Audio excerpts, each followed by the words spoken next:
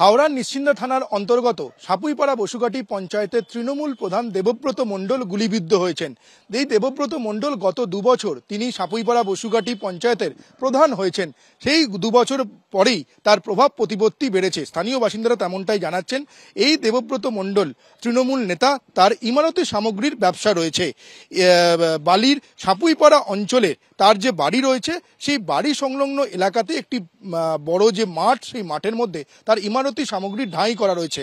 আমরা দেখতে পাচ্ছি যে এখানে ইট, বালি, পাথর থেকে শুরু করে বিভিন্ন ইমারতি সামগ্রী এখানে একেবারে ঢাই করে রাখা রয়েছে। এবং যে ইমারতি সামগ্রী, অর্থাৎ তার যে এই ইমারতি সামগ্রীর গোলা, ঠিক গোলার পাশেই রয়েছে তৃণমূল নেতা দেবব্রত মণ্ডলের বাড়ি। দেখতে পাওয়া যাচ্ছে সেই বাড়ির ছবি, সাদা রঙের 2তলা বাড়ি, এবং এই মুহূর্তে বাড়ির ভেতর থেকে বন্ধ অবস্থায় রয়েছে। বাড়িতে ডাকাডাকি করেও কারোর সারা শব্দ পাওয়া যাচ্ছে না।